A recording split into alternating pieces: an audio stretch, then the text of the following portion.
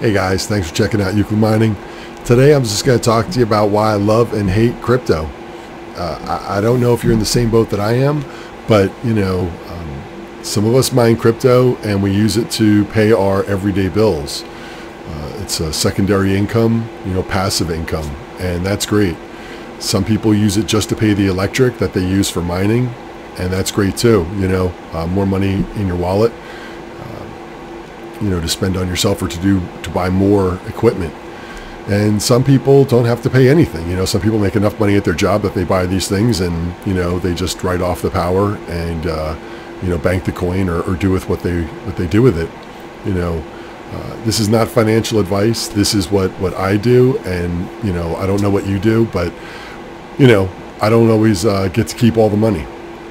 A lot of it I have to use to pay bills. Unexpected bills sometimes, but traditionally I'm trying to just pay power with these.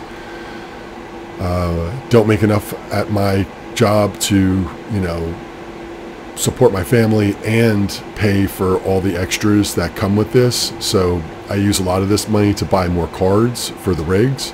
I use it to pay the electric, and any incidentals. So that's where I'm at. I don't have a giant farm. I've got some ASICs downstairs, I've got some GPUs upstairs, and I'm building. I'm always building. So some wallets that I use, I use Exodus, I think, for just kind of like a couple of my coins. It's not my primary wallet, but I do use it for some of it, and for tests and for just more like my electric bill money. And then I use crypto.com. If you've seen the video on this one I have, I like crypto.com.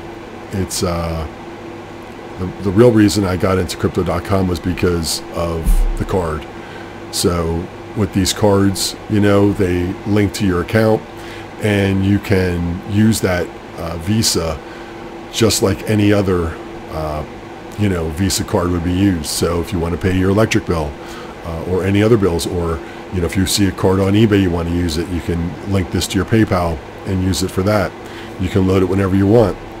The only thing with crypto.com is that your money is in their account, not your key, not your crypto, kind of a thing. So that is that goes into their account.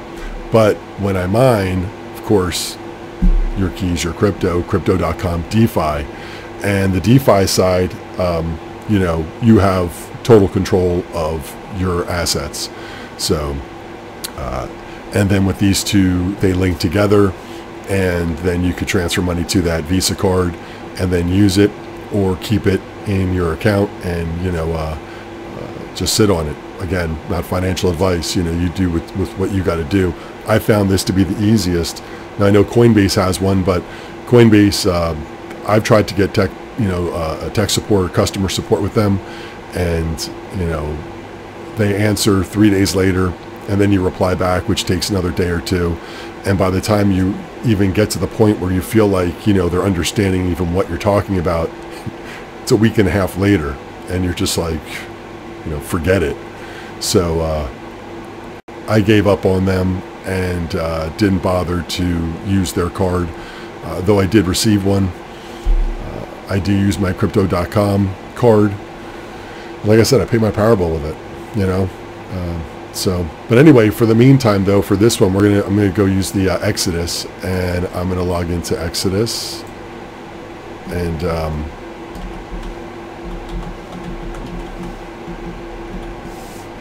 get that.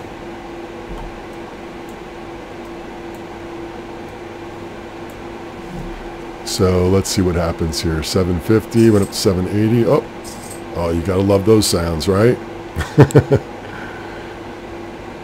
Those are the deposits happening.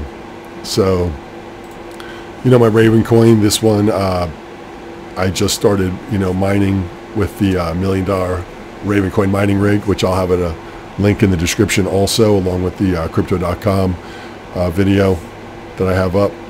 The Ethereum, I use the small one on this, and it just kind of gets a little balance. Litecoin and the Dogecoin. So with those,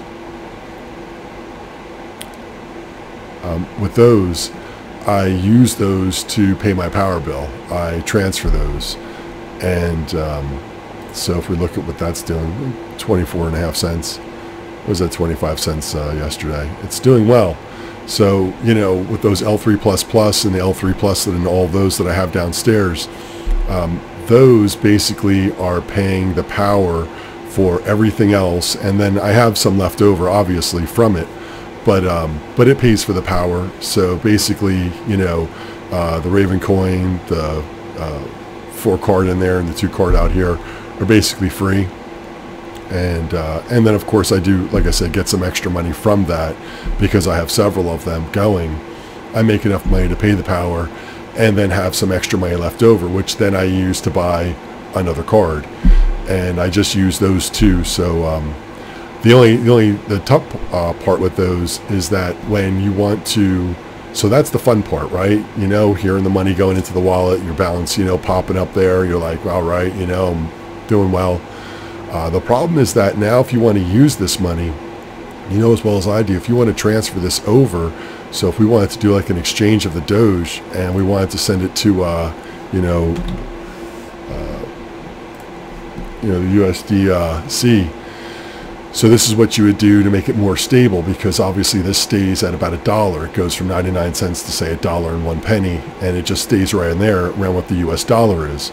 So if you want to get your money out, if you think, say, a coin is going to be dropping, or you're seeing it's dropping, and you want to get it out and just put it somewhere where it's going to stay stable, you can move it over to here. The problem is that you're going to hit some fees.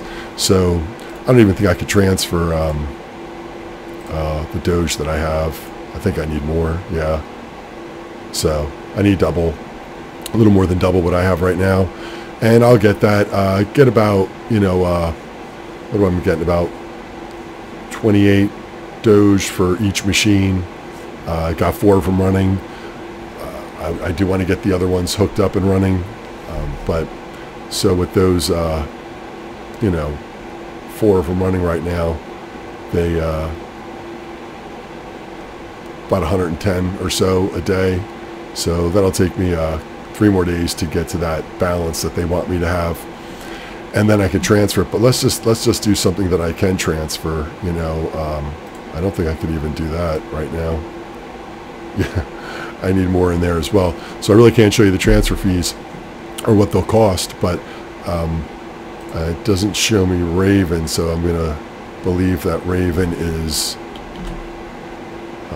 unavailable. Yeah, temporarily unavailable. I will say that that happens on this one. Raven will become unavailable every so often in Exodus. I'm not sure what the reason is, if it's something with Raven coin that's taking it off of there, or if it's Exodus. Every so often it won't be available. So, but the transfer rate from you know, any coin going to the, you know, Ethereum blockchain is expensive. You know, so if you see your price dropping in a coin and I want to move it and make it stable, it may cost me like 14 bucks to transfer that over. So, you know, at the end of the day, if something drops a couple pennies and I panic and I think, oh, it's going to drop, and I want to move it, then, you know, all of a sudden it doesn't go that much lower. Well, I spent $14 or more just trying to transfer that money back and forth. Sometimes it's 20 bucks, depending on the amount you're doing, but it gets expensive. So it is a little pricey. Now, when I do move that over to my crypto wallet, on the other side of that is that I have to transfer my money to USDC. So you have to do it that first. Then you have to transfer it out to crypto.com. And then from there, it's free to load your wallet. But you have to transfer it to the USDC, which then, of course, you know, if you're doing a reasonable amount, you know, 600, 700, 800 bucks, 1,000 bucks, you're going to spend, you know, at least 20 bucks on that transfer to make that happen. Then you got to move it over to the other side to get to crypto.com. And of course, that's going to be another fee on top of that. So, you know, maybe that's another 20 bucks. So you're going to be like, you know, 30, 40 bucks in the hole just transferring money over. So, you know, when you do something for $800, you're really only going to get $750 because of the fees that you're paying for it. Now, you can mine directly to crypto.com and go straight into your address there, so that then you transfer to the USDC, and you don't have to then transfer it again to your to that crypto.com, say like from Exodus to USDC, and then from there sending it over to crypto.com. So you can cut out the transfer to crypto.com if you mine directly to it. Again, not your keys, not your wallet. So they control that money. It's in their account under their key. And if anything ever happened to crypto.com, which I'm not saying it is, they seem pretty strong. Their coin is actually doing not half bad. But if something was to happen with their company, got hacked or whatever, your money could be, you know, lost. So that's the only downside to that. So you could save $20 if you did it once a month. And of course, you know, I would love an extra $20. Some people say, it's $20, you know, just suck it up. But, you know, hey, I would love an extra $20. But if, but mining directly to them, I don't know if I want to do that. You know, I'm not there. I just, I'd rather mine to a DeFi wallet myself. So I do it to Exodus or crypto.com DeFi. So those are the two that I use. So anyway, that's really it. You know, the pleasure of mining and passive income, and I have a lot of fun, you know, messing around with overclocking and learning all about that, building rigs, you know, troubleshooting problems. You know, problems sound like problems, but to me sounds like a little fun, you know, trying to figure it out. It sucks because maybe your rig is down, but I love to work on them. My ASICs downstairs, you know, I'm putting those into the coolers, so that's kind of fun, you know, setting all that up, getting that more organized. I got all that electric in there. That was super exciting to get that. I feel like, you know, I could go anywhere I want to go when it comes to throwing a couple ASICs down there if I get the money for them. So I'm real excited about that. It's exciting all around, you know, with all the projects and all the things that you do. And, you know, I didn't have the sound turned on for that. I forgot to turn it on so you can hear that clicking sound when you get some money on Exodus wallet. That's always fun to hear that, you know. You see that number spinning a little higher, and, you know, and that's kind of cool.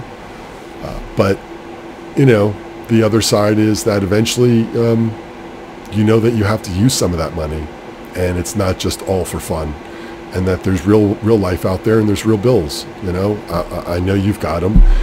Everybody's got bills. How many bills do you have? You know, I've got a lot. I got a kid.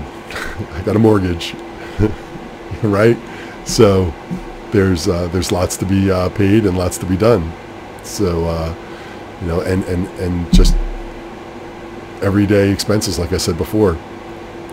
But it is fun to hear the money coming in, and it is great to look at a balance and say, wow, you know, there's $870 right there. That, my friends, is another card over there, right? Now, I will say, not financial advice, I will say that I am trying to sit at this point more on the money that I'm mining. So I am going to take money out of my paycheck to pay my electric bill for my mining, and try to keep as much in here. I only will dip into this when I need to, because Raven coin is going to go through the halvening, and we expected, you know, Ethereum to switch over come the first quarter of 2022. Now it looks like that's going to get pushed back. Now that looks like that might be all the way until September, you know, August, September, and that would be amazing that we would be able to continue mining. We'll see if the difficulty keeps going up, if it gets harder and we're making less, and we'll see if, you know, I've seen coins when I've looked them up that Raven coin has moved up the list to above Ethereum. You know, there's several that are moving around.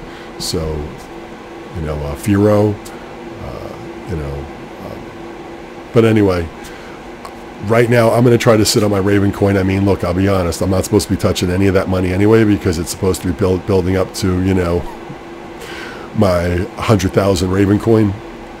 And I am definitely going to need, because the difficulty has gone up on that, I am going to need to get more GPUs on there to reach that goal. But, you know, there we go, 870.